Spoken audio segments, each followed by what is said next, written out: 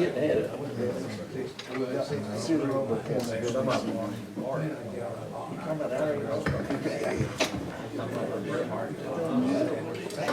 Good afternoon. Looks like it's about 7 o'clock, so we get started. This is one of the most sought after programs that we have. We always have a lot of fun. Welcome to the February 2020 meeting of the Houston County Historical Society. I'm Deborah Stanfield, the president of this society. Please silence your phones or whatever you need to in case somebody tries to call you. We'll have the Pledge of Allegiance. Leah, if you could lead us in that, please.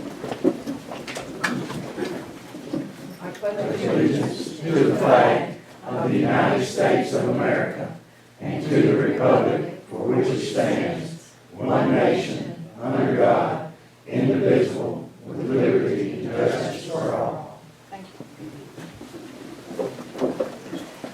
We have a new secretary, and she did a great job. Did everyone that's a member receive their minutes? Any questions about those minutes or any deletions, additions, subtractions, corrections? Okay, is there a motion to approve those minutes? Vanetta? I'll second it. Okay, Jerry seconded. All in favor to approve? Opposed? All right, good job, Melissa. Treasurer's report, Miss Betty. For the balance at our January meeting in our checking account was $3,055.44. Our income was $64. We had $60 in dues that were collected and $4 for the sale of pictures. Our expenses were $76.95. Had to file the annual report with the state for $20, and I had to buy some envelopes and supplies, and that was $21.99, and Jerry had some supplies for $35, leaving a balance in our checking account of $3,042.45. Our certificate of deposit is $11,162.71. Okay, thank you. Is there a motion to approve those minutes? Leah? Seconded? Second. Mitchell? Mitchell. All in favor? Any opposed? Thank you. Remember the dues are $10 per year per household or $50 per household for a lifetime membership. Miss Betty be glad to sign you up and get you on the mailing list or the email list, whichever route you choose to receive those. Melissa, can you give us an update on the archives? Yes, and I'm going to do it from here. Okay. We had our Vault Book Project days, which were the 31st of January and the 3rd of February, that Friday and Monday. We had 11, I think, volunteers that came either Friday and or Monday or both days. We had a great turnout. Those that volunteered were Jerry Bybee, Benetta James, Rodney and Carol Lowe, Deborah Stanfield, Kay French, Leah Baggett, Tony Hayes, Donald Bateman, Jackie Bateman, and Glenn Baggett. I hope I didn't miss anybody. But we had a fun time, didn't we, sweetie? We took and we moved all of the record books out of the vault, and we, in the hallway in the basement of the courthouse, people in the courthouse thought we were crazy, didn't know what we were doing. But we divided them up by department, and then we brought those books into the archives office, and there were a whole table full of people that were cataloging them on paper so that we could do a spreadsheet later. And then we put the books back in on that Monday, back in the vault. And the more I looked at it, the more I thought, these are not going to all fit back in the vault. But I keep telling myself, they were in there, so they have to go back in there. So, but we did, we got it done. So, I am guesstimating at this point, we did about around 400 books in those 2 days. And we still have about 300 more to do. Not moving them, but we still need to catalog about 300 more. So I may be asking for your help again for one more day. We won't have to actually move these books as much as we just need to do the paperwork on them so we can get them in the spreadsheet. So, but that was a very successful project. I had a question come in the archives that I hope someone will be able to help me. I sent it to Donald, or I gave it to Donald, He did not know what it was. I don't know if you've even looked at it anymore. Someone sent me this map, and because they were looking for something in this area, and they saw on this Google map a place that was named that they found intriguing and wanted to know more about. It's called Secret Prayer Hollow. It is near Bateman Branch 13. Is that right, Donald? Right. And it just showed up on Google Maps. So if you know anything about Secret Prayer Hollow, please, yes, Rodney? I have heard of that, and it seems to me like what I heard was it was straight up that holler behind where Albert Mathis's store used to be, Okay. back up in there now. Do you know why it was named that? The person who asked is thinking maybe there's something about having to do secret prayer. So I don't know. I don't know. I do remember that maybe it was associated with the campground church, but Yeah, the campground church I may have been a is just child right when I over heard here. that. I don't know. So I'm gonna have this map if you want. Yes. I don't have much more information, but I know I was told at one point in time that maybe, I don't know, it was part of a revival or whatever, but some of my family was in that church, the campground church, and the men and women would separate, and the men would go one place and the women would go to another for some sort of prayer. And that kind of fits into that idea that was where the secret cave came from, that maybe the men would go one way and the women would go the other and it was some sort of prayer service. Okay. So you need to talk to somebody that was more closer to the Cumberland Presbyterian Church there at campground. What time frame? What are you Yeah. talking The about? Cumberland Presbyterian Before- Church. Before me, that means it's old. Okay, well, I know, I actually am a good friends with Susan Knight Gore, who is the archivist for the Cumberland Presbyterian Church in their archives is in Cordova, which is just outside of I have to Memphis. kill you, but she could tell you. Yeah, I know, but she's been real good to us, and so I'll ask her. But if you happen to find any information about Secret Prayer Hollow, because it's called that, and I'm thinking it was actually more than just a spot in the ground. It sounded like it was an area, if you're going to call it a It hollow. may even be part of that time period that they call the Great Revival, when a lot of the churches got started. That's about the time campground was created, I think. Okay. And the guy that knew all that's gone. And the historian on that was born in Danville, was a Methodist minister. Roy Roy West. West. Roy West had all the history for that. Oh, okay. And I think campground was a part of that Okay. time period. All right. So they may have their own history. They may Yeah, I'll have talk to Susan and see what she might have. Now, I didn't think about that, but that's good, yeah. Have you asked Dave French anything about it? I have not yet. She's one person that I have left to ask. But I always like to bring these things to you guys because like I always say, I'm the archivist, I take care of the records. I don't know all the history, that's why I bring it to you guys. So that was intriguing. I'll try to ask Uncle Webb about it. He might. Okay, yeah.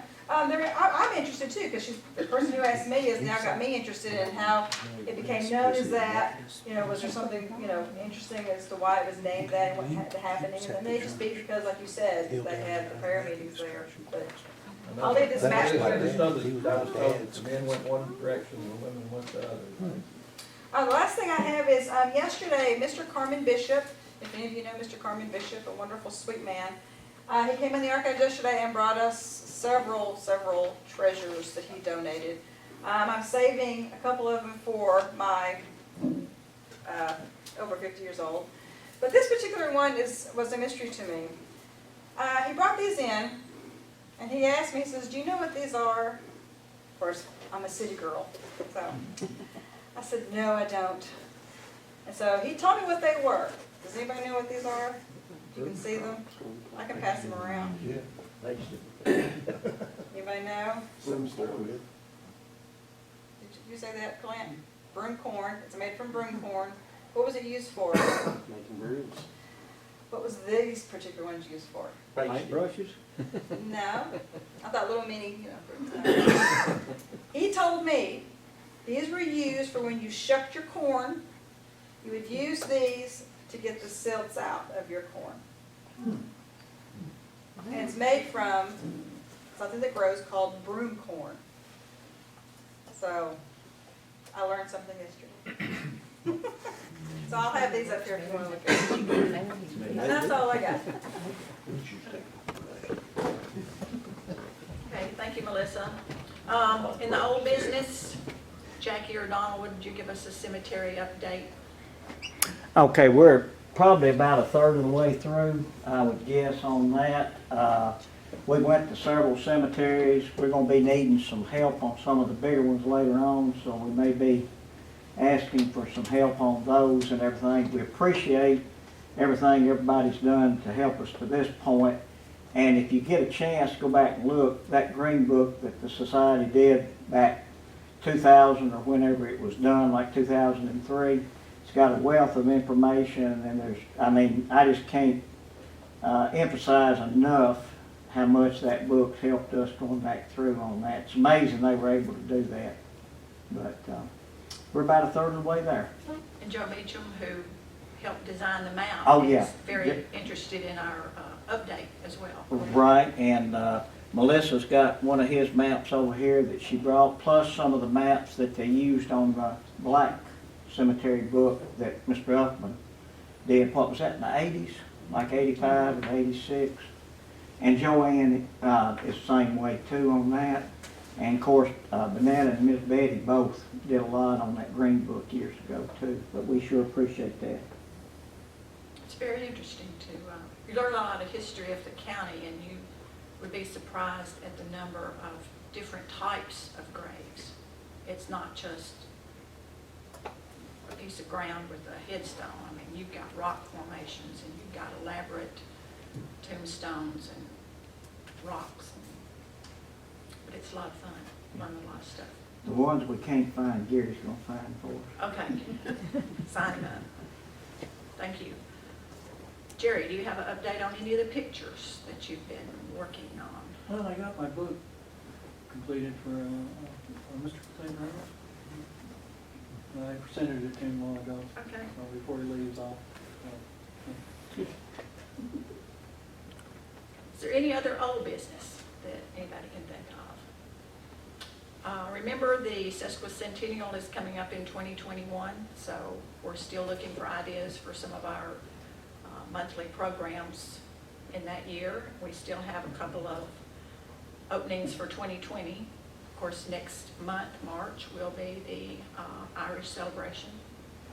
The second Tuesday is the 10th, and that's like a week before the Irish celebration. But the Arts Council has the Irish Trio will be performing that night at the Methodist Church.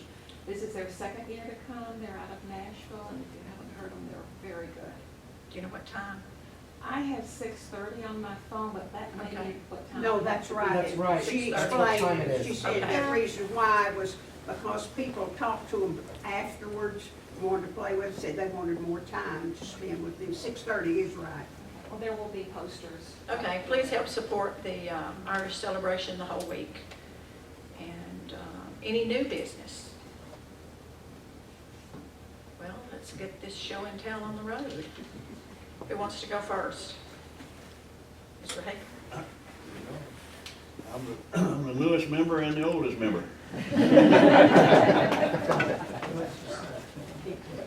Well, I've got something here, if I can get up there. Where are we gonna go, up here? Just so you can be seen, and you don't have to come up here, so you can be seen and heard. We've got a camera that swivels. If I can stand up here. If I can. No, I'll try to make this short. You want to put it on the end of the table? She made that,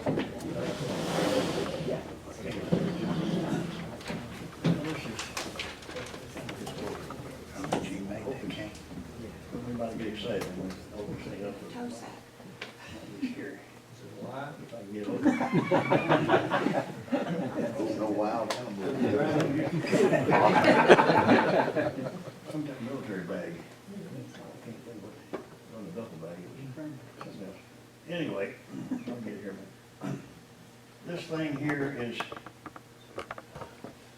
let's see, I wrote myself some notes, but maybe I didn't feel that. This here is a cartridge belt and a bayonet. If you've ever seen a bayonet, right? That's a bayonet. Now that's for a 1917 Enfield Army rifle. They were, that was a British make of rifle, but we made them in this country for World War I. And so this thing here could be over 100 years old, but I've had it for 75 years. And the reason I had it, believe it or not, in World War II, I belonged to the Tennessee State Guard when I was 13 years old. And right here in Tennessee. And we had those 1917 Enfield rifles and these bayonets. And the Guard was to, the idea of the Guard was to fill in for the National Guard when they were on active duty, which they were. So we met in the old community house up there, by the big house, you know, on Main Street there. It used to be a big community house, we called it. We met there on Thursday nights, and at 6 o'clock, and then we would march all the way downtown and up to the old jail up on top of the hill. That's not the old jail, there was one before that. But that's where we kept our munitions and weapons and everything locked in a jail cell. Then we marched back up there and did our COD and worked on our guns and everything. But I was in there when I was 13, 14, 15 years old because, well, all the real men were all going to war, you know. So they had, we only had old guys and young guys. The old guys, the commander was Mr. Carlisle Mitchum. That's Webb Mitchum's dad. He was the captain, and we had what's his name was the we had Bill Skelton was the sergeant, and basically all of the rest of us were between 12 and 15, 16 years old. And we got called out to active duty one night until they told us to meet at the train station at 10 o'clock at night, but we didn't take a train. They took a bus and took us to Nashville, put us in what they called an armory, but it was really a state garage and slept on the floor with a blanket. There was a race route down in Columbia, Tennessee. Well, it was small, but it was a race route. But the time we got to Clarksville, the Clarksville unit had already gone down there and taken care of it, so we spent the night there on Saturday night. And about 4 of us, I think it was Billy Knight and Bruce McMillan, the E.M. Neighbors, and myself, went to the Ryman Auditorium to the Grand Ole Opry in our uniforms. And I think we got in for free. But we used to, they used to take us up to the old armory at Clarksville, which was right behind, well, it turned out to be owned Austin P campus, but it's right behind the main building. They just tore it down about 20 years ago. So they'd take us up there and we spend the night, then they'd take us out to Camp Campbell those days. And we fired on the firing range. I fired on the firing range when I was 13 years old. Fired those big Enfield rifles. And we stand up and fire them and lay down and fire them and pull the targets and all that kind of stuff. So we had a great time, but these things are probably could be 100 years old because they were made for World War I. And so it's probably 100 to 102 years old, but I've still got my uniform. I didn't try it on. I might get on it this way, but this way wouldn't. But I was pretty tall when I was a kid. And I don't know, that's about all I can think of, but there it is. I still got it. Never used it, but I put it on my band. I put it on my gun. Yeah. That's all I got to say. If anybody got a question? What caliber was it? What? What caliber was it? I think it was about a 30. Yeah, I don't know if that was, Yeah. but it was about the same size as the American guns, you know. Yeah, they built them in several places in the United States for the Americans to use. Where was the old jail? Well, it was right where the old jail is now. Okay. They tore it down and built a new one there. But, yeah, we go up there Thursday night. So, anything else? Mr. Higley, there's a picture in the archives Mm-hmm. that my grandfather, Carlisle, was in the picture. Yeah. Tom Doug was in the picture. No, Dylan was in the No, picture. yeah, I was trying to think of him. And Freeman Cherry's in the pictures also, Dan. but I don't think you were. No, Bob McKinnon's in it. You would have been taller, you'd have been a lot taller than Mr. Tom Doug. He looked like a little boy in the picture. Yeah. But my grandfather used to tell, I remember him talking about the home guard. Oh, yeah. Tennessee State. Very important. By the way, I was in it again, just in 2001 and 2, when they had it up here at the Armory, and they threw me out. Because I was overage, I was over 70 years old. You didn't throw me out when I was underage, but.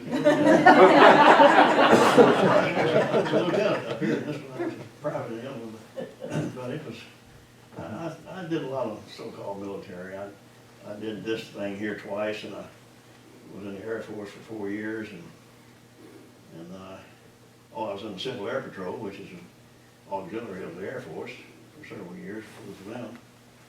So I don't know, it was all fun. The most fun I had was, believe it or not, I spent a year in the Sahara Desert in North Africa and worked every day for a solid year in the Air Force. That was a lot of fun. It only got to 125. So, anyway, that's all I got. I don't know who's next, but they got a hard act to follow. We have any volunteers, or we'll go down the road? Dan, do you need anything? Mr. Walker? Like I said, I don't want to follow that. Over there is a Civil War cavalry sword. Yeah. I was told by a professor in college not to try to do anything to it, leave it like it was. This sword, Dr. Womack, who's an expert on Civil War history in Tennessee State, he kept it for a couple of years on lectures and tours that he made, and he said to his knowledge it was the real thing. The sword was given to me by my father, and he was a carpenter, and he was tearing down a building here in Houston County. I don't remember where now. And he found it in the attic. And he said the people that moved out of the building come back to get their stuff, and said they had old hoses broken in half and sickle blades and ends cut off of them. They got all that, and he said, "Y'all don't want the sword?" They said, "Nah, we don't want it." So he brought it home. Now, I'm 82 years old, and I can't remember when we didn't have it. He brought it home when I was too young to even think about it, so I'm sure it's well over 100 years old. And you're welcome to pick it. It had a trace of a wooden handle on it at one time, but that disappeared on the lecture tour. Then it went on. It just fell off, I'd say. That's all I've got to say. That's all I know about it. It came from Houston County here, somewhere in the county though. And when he got it, that would have been somewhere around 1940. And it was in the same condition it's in now. Thank you. Thank you. Good, thank you. Yeah, that's great. Mr. Booker, you got anything? I didn't bring anything. Anything? Mr. Burnett? Gladys? Y'all were together, right? Ms. Lewis? Leah? Mitchell? Yeah.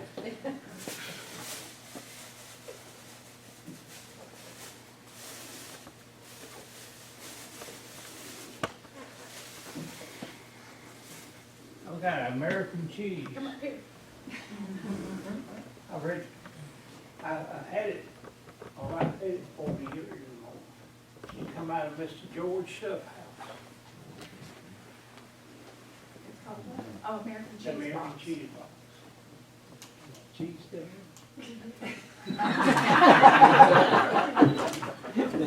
Is it wood or cardboard? It's wood, you pass it around. You still read the writing on the side of the cheese box. I've got one that says Brookfield cheese, because we used to live on Brookfield Drive. Recognize that. I Good. We can pass it around or lay it up here and we can all look at it later, or whatever you want to do.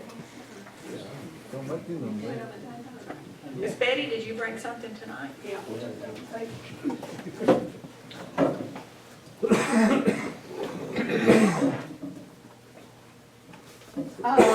30 years ago, we were cleaning out some old boxes, window boxes and things, and getting rid of second grade material that had been there for another 30 or 40 years. And in digging, I found this book, 88 drawings of the weaker sex. It was published in 1903, and I'm sure Miss Eve brought it. That's by Gibson? It's very frail, so I'm gonna put it down. I've been saying I was gonna have it repaired. It's only been 30 years, but I'll get around to it. But how I knew it, and it's like I said, it's called The Weaker Sex, and it's drawings of the Gibson girls. Now, am I right? The Gibson girls were out popular in the late 1800s, early 1900s. Who couldn't even vote, you know, all that, they were the weaker sex. But here are 80 drawings by a man, and it's got his life, there he is, and by Dana Gibson, and so they were called the Gibson girls. The book was published in 1903, and it does have some fantastic pictures in it. I don't know where, if y'all look at them later, just be careful, they're coming apart. But this evidently was his favorite, because she is in a lot of the pictures. Let's see. I think the pictures are fabulous. I Googled it, trying to find out, but I couldn't find. I found out about him, but I couldn't find out much about the girls, who they were, or anything, but it had different scenes. See, there she is again. But it has 80 fabulous pencil drawings. And like I say, it was published in 1903. Now, there's a bunch of the weaker sex. That's what you want to call us. But anyway, if anybody wants to look at the pictures, they are here, but just, like I say, be careful. This book is... That was Miss Eve McKinnon's. I imagine Miss Eve brought this from Philadelphia. I don't know. It was just in the bottom of a window box. And if any of you were at the World War I program, that's where we found a lot of letters that Mr. Beer and Miss Eve had corresponded after World War I, where how they met and what happened, all that. And this book was in the very bottom of this window box. But she kept a lot of her letters and a lot of cards and a lot of notes from second grade students. And she retired in the late 60s teaching school, because she taught here. But if anybody wants to look at the book, they're welcome to do it. But like I say, it is fragile. It's, like I say, this one was published in 1903. Miss Betty, like they have the show on TV, has anybody given, and you or anybody value any of that book? I Googled it. You know what they told me the book was worth? $14.95. And I thought, I read a book about the Gibson the Gibson sisters, girls. Well, that's what this whole book and is. I believe they were from Virginia. That was a very high society family, and some of them went to England and Well, it had, you know, it gave very it back. fashionable in their I've got time. several pages of history on him, on the guy that did the drawing, where he was born, what year he was born, how he became an artist and his dad, but nothing about who the women were. They weren't important. So therefore, they didn't, it wasn't, but they, and the price of the book, $14.95, and I thought, yeah. So, but if anybody, but there are some fabulous pictures in here. There's one that's a nurse. And like I said, there's 80 pictures. Anybody wants to see them, just be careful. That's what retail for now? Thank you, Ms. Betty. Scott?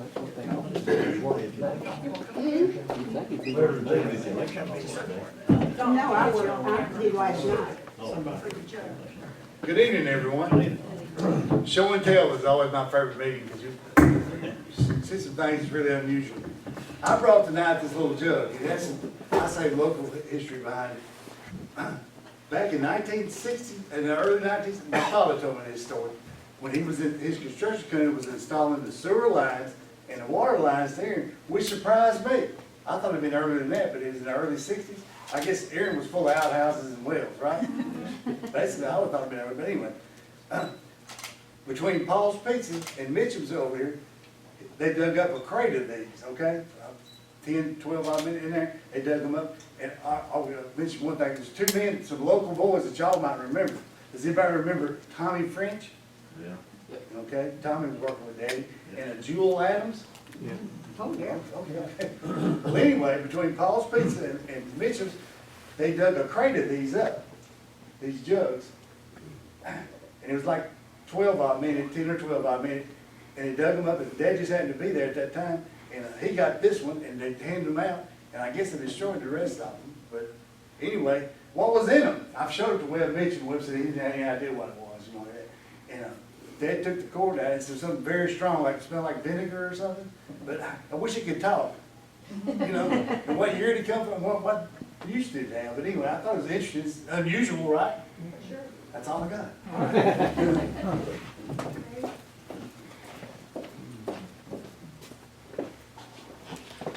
You look that book, pass it around, see if you know what it is. Oh, sure, I know what it is. Get a fair one all over. What I gave Gary is a date nail. They use them to drive them in cross ties, tell how old they were. Right after the Civil War, the railroad just went wild expansion, and it took over 3,000 cross ties per mile. And by 1880, they started thinking, we're going to have to do something. We're going to run out of cross ties. We're going to deplete the forest. So in about 1857, they started using these date nails. But that particular one came out of a cross tie here in Houston County. I believe that one itself was a 31. Right. They started keeping track when they put the cross tie in service. They would treat them with various methods, you know, zinc. That date on that nail is the year that the cross tie was put in service. Yeah, and 1931. they tried all different kind of treatments, trying to extend the life of these cross ties. When they first started putting them in, I believe I read that cross tie was only expected to last 5 to 7 years. So that's how they kept track of how old cross ties were. That's about all I know about. Jumping ahead. It's So one day, moving around. Okay, that's good. I figured Booker cheap it. I'm worth about $1. I've got about 25 or 30 of them. Well, they're worth about $1 now. Not any lawyers on that side of the line. But most of those nails that was found was back in the 30s.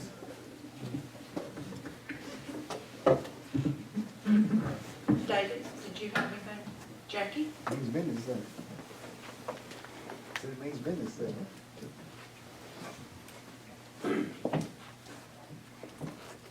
We've been talking a lot about the ladies today, and it's been 100 years since women received the right to vote. And I had brought Donald's grandmother's voter registration card from 1951. So, but he said that she always made it her mission to go vote. And so we wanted to honor her with showing her voter registration card. There'll be several people talk, but I don't think it's anybody else's birthday today. Oh, yeah. Happy birthday.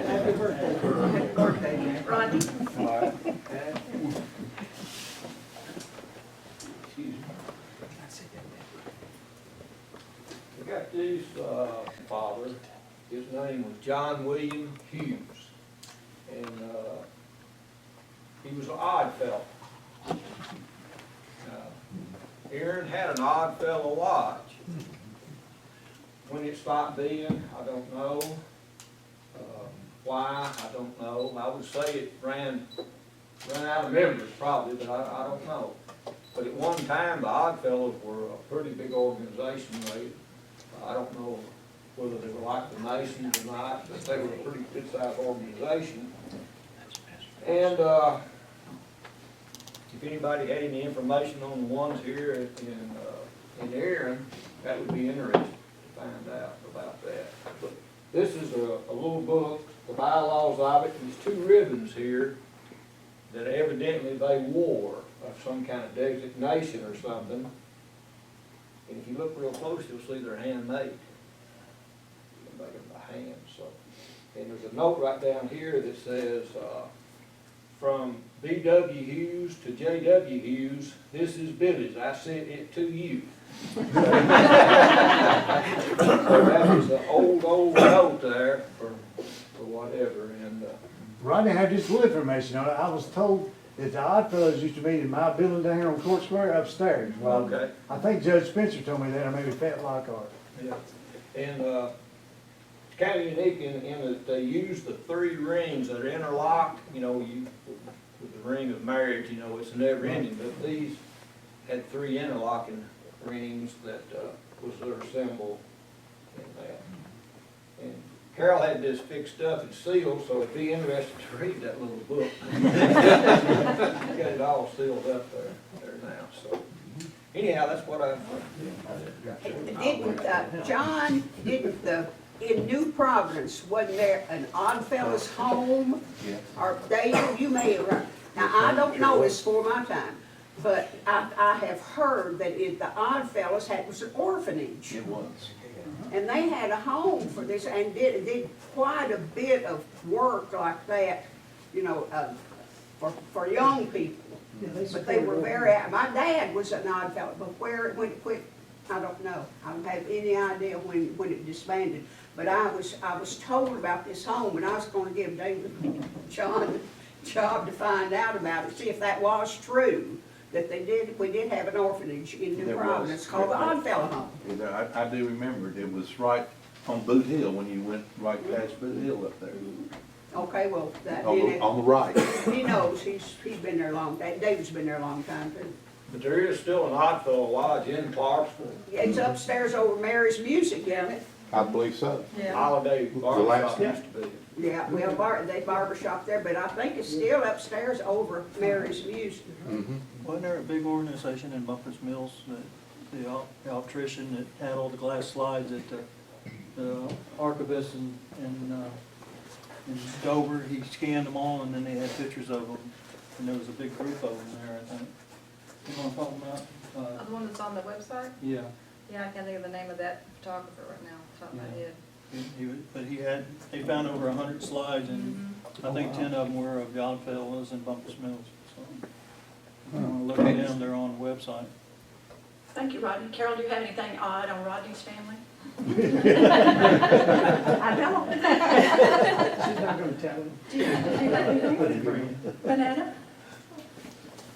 Okay, this is not what I was gonna bring, until last week. I lost my aunt on the Mallory side of the family last week. And this book is a legend in our family. My Aunt Martha moved out to California in the 40s and went to Los Angeles City College and became a legal secretary, and eventually wound up in the late 40s working for Price Waterhouse. If you know what Price Waterhouse does, they are the official accounting firm for the Academy Awards and have been since the beginning. And if you know what happened before computers, people typed up everything. Her job was to type up those little cards that say, and the winner is. And she was sworn to secrecy or she would lose her job. She worked for Price Waterhouse for 30 years, and when she retired, they gave her a party. And this scrapbook has pictures and notes. was looking to see the date, because I think she retired in 72. First one's Eddie Albert. But this is a treasure trove.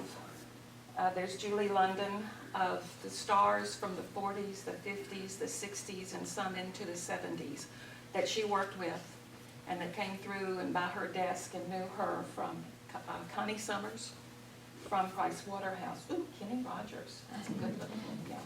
Lucille Ball. There are notes, there are pictures, there's Jay Leno, so that's one of the more modern ones.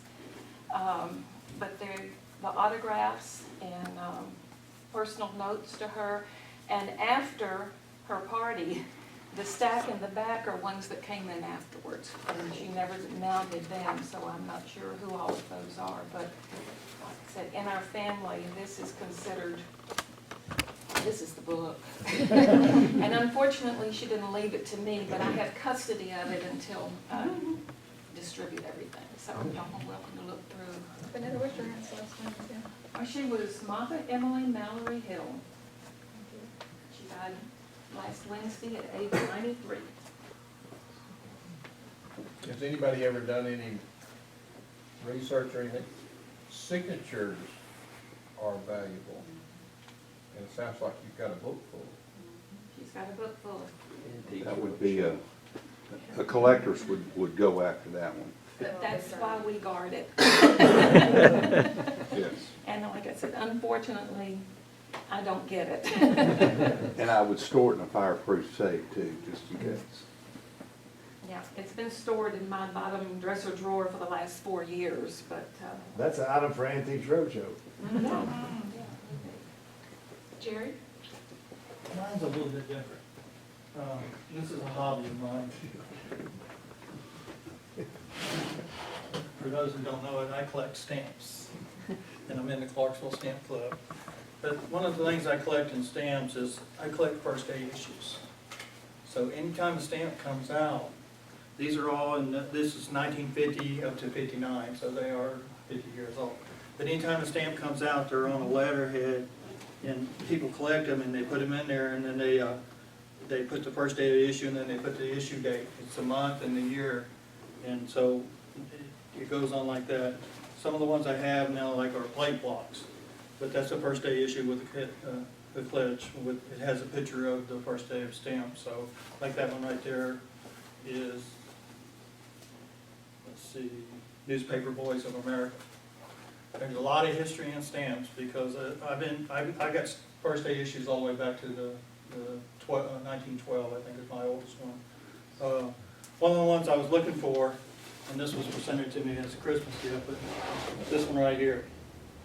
This is called the Jenny, and it was issued in 1918. Well, they reissued it in 2018. And when it came out, somebody transferred the plate upside down, so the plane is upside down. The stamp is upside down. They said that's how they fixed it. But if you find this stamp here and it's a first day issue, talk to me. I think there was 2 sheets of them that were inverted, and I think they're worth like $100,000 a piece. So. Are there any down here at this post office? When they reissued them, they issued them in $2 stamps in sheets of 6. And then they took like maybe, I think 100 sheets of them 6 paying stamps, and they inverted them. And there were people collecting them, and when you bought the stamps at the post office, they were in a package, and you could open them and look in there. And if you found one of the ones that was inverted, they were selling like $25,000, but they've only found 8 of them. So I bought a couple of them up here at the post office, but I never found them like that. I have the ones that are inverted. So, but that was one of my hobbies that I do, and like I said, I thought I'd share it with you. Clint? This is a email that Dad sent to Aunt Alma in Uncle Lewis in April of 1945. Uncle Lewis had been in a car wreck, and Dad was in Saipan, and he was complaining about the food.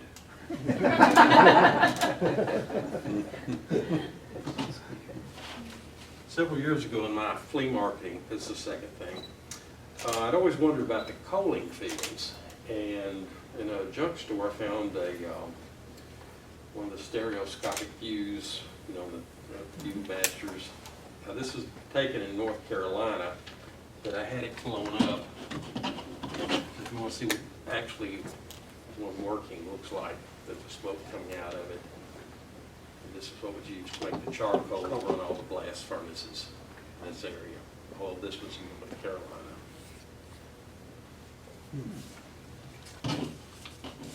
And there's information about it on the back of the slides, so I brought it up. Thank you. Melissa? I didn't have any. Well, you had the, I didn't have any.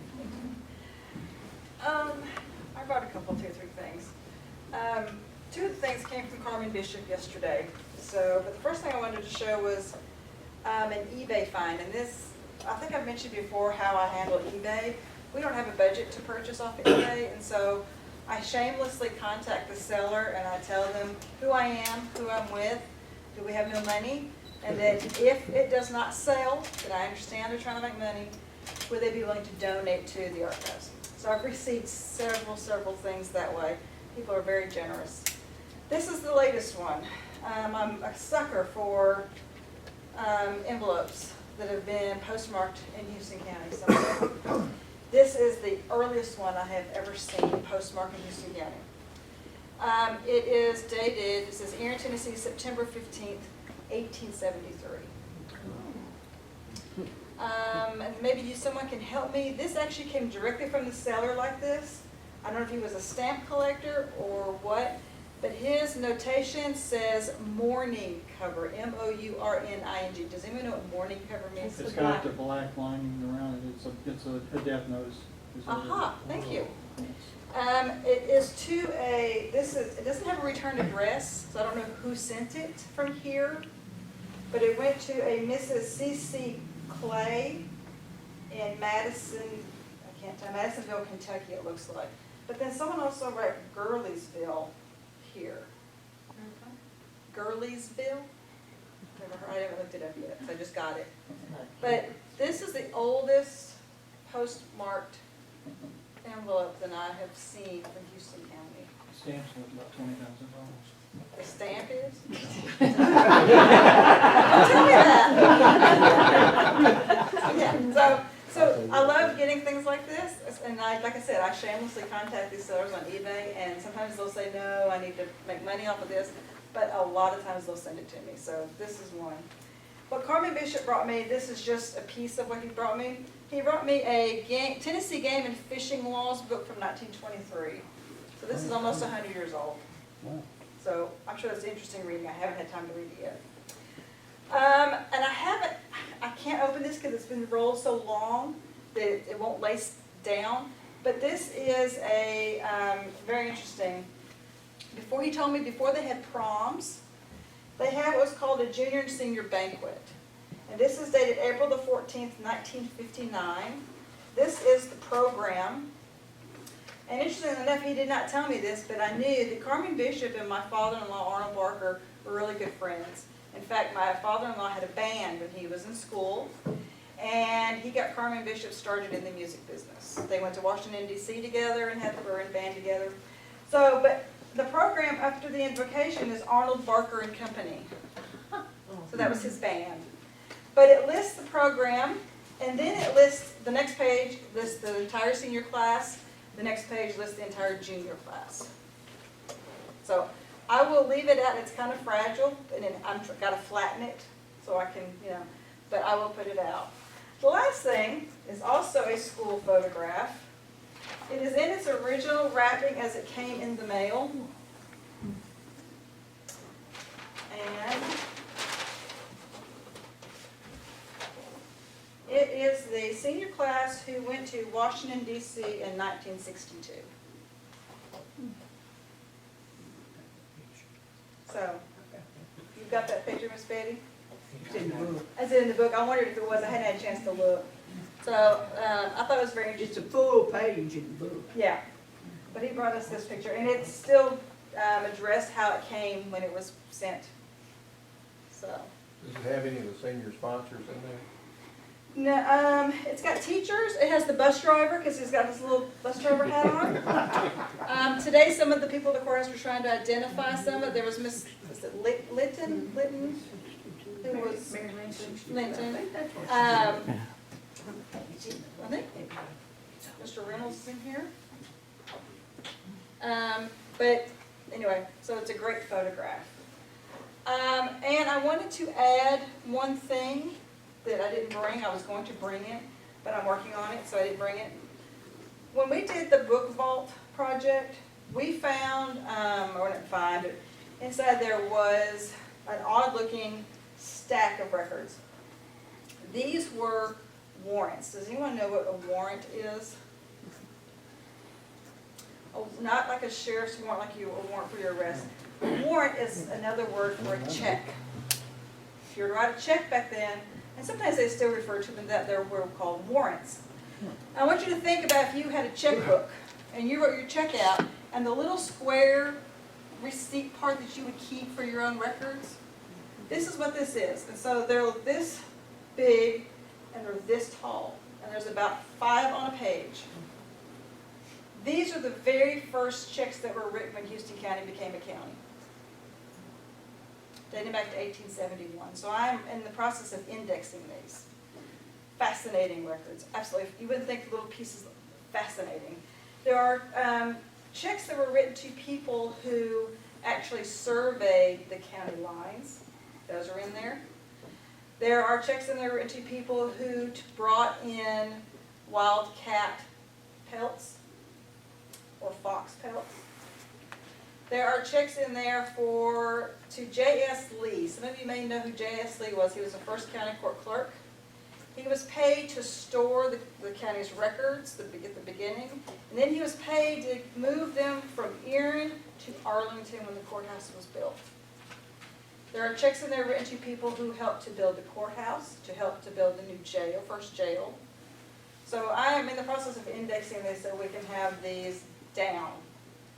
There are 1,992 individual warrants, and I'm up to 500 and something.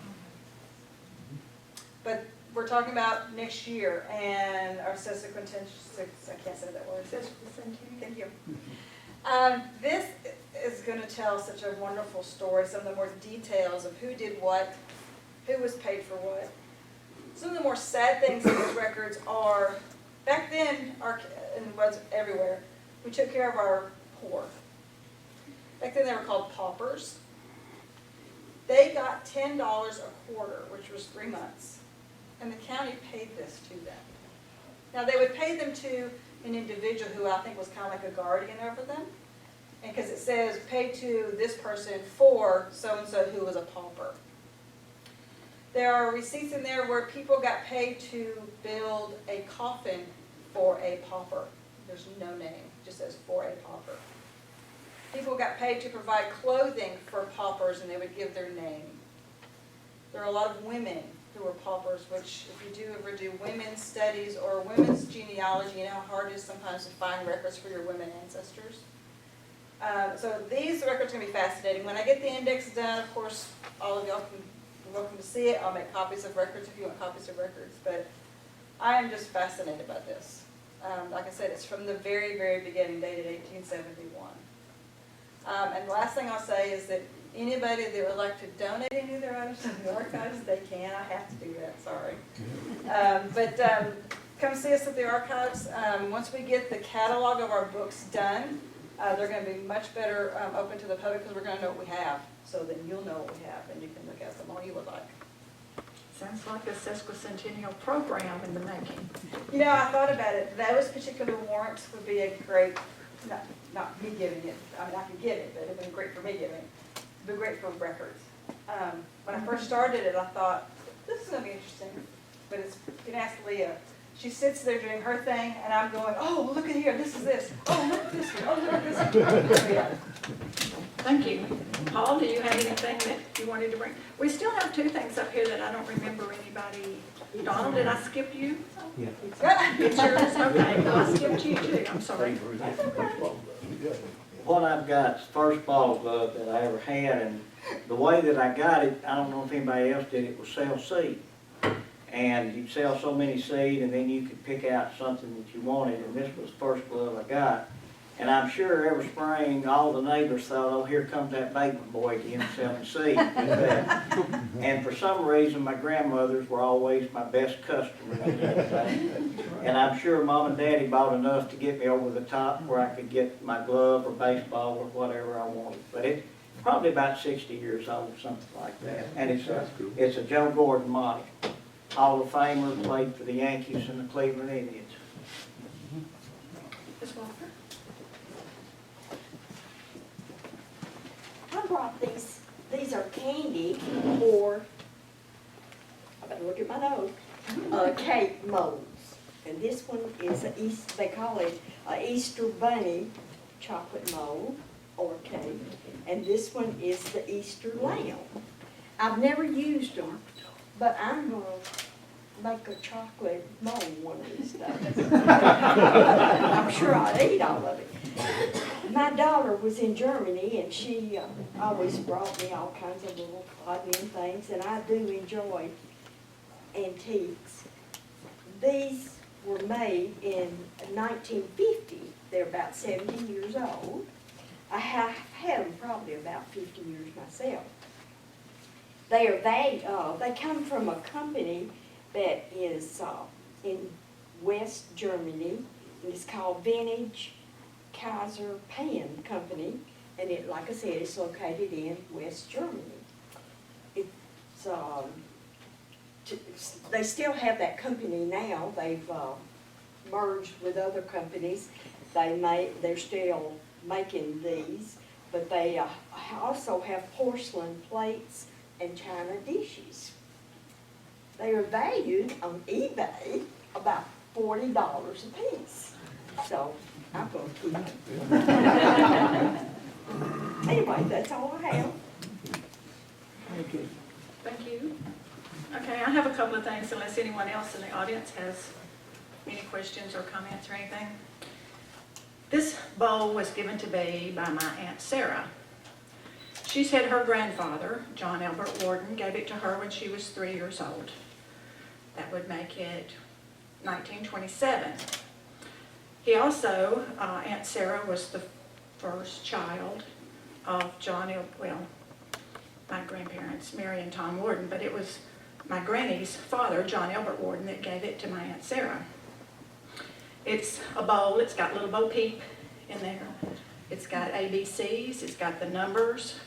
It's not a clear glass, but it's old. The comment was made, she said, that if Tom and Mary kept having children, he was going to go broke. Little did he know they had 7 more children after her and my dad. She gave this to me to give to her granddaughter when she was old enough and mature enough to take care of it. She's not there yet, so I still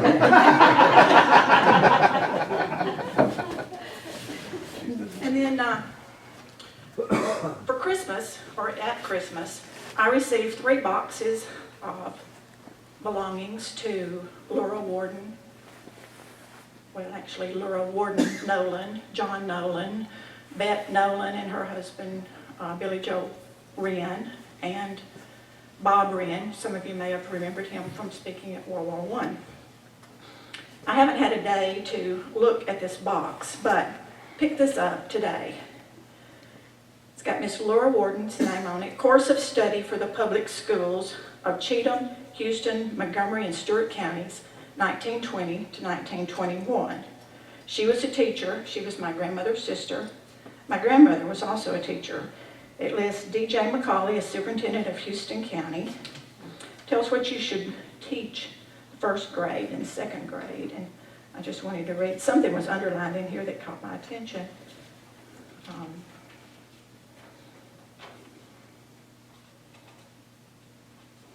Books to read. I think this is the 6th grade. It divides it into history, arithmetic, English, geography, physiology, and books to read. Boy Scout stories. The Two Little Confederates. Never heard of the Two Little Confederates. Jean Valjean, Little Colonel books, Life of Davy Crockett, and Hiawatha. The poems to be memorized are from the Bible. Psalms 90, and other biblical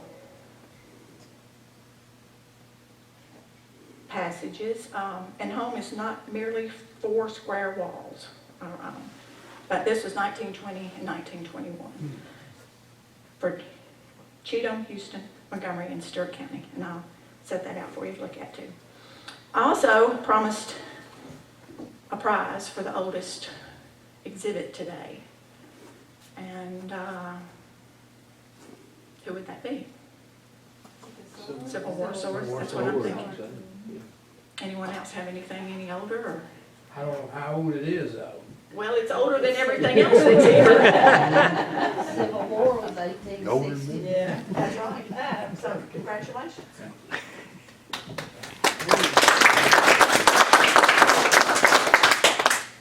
I think we need to give a round of applause for everybody. That, to me, is one of the most fascinating ones we've ever had. It's always a lot of fun to do show and tell. But You it's- never know what's going to show It is up. so Houston County, if I could make one quick observation, that people would get up and make the great presentations that they have, and nobody would give them a round of applause at that time.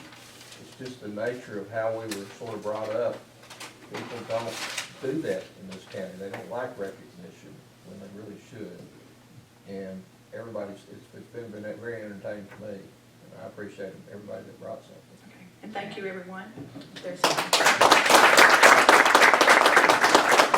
remember next month, March, for the Irish. Yeah, Irish tree. April will be Phil Brown, and he has a long title on his. Basically, it's a history of the Cumberland City Rock Quarry. Okay. He's gonna touch a little bit on the Wells Creek Basin, the geology of it. Okay. But it'll mostly be about the rock quarry that he worked at. Okay. That'll get you 2 more months, and we'll go from there. Hope to see you in 2 months. Thank you.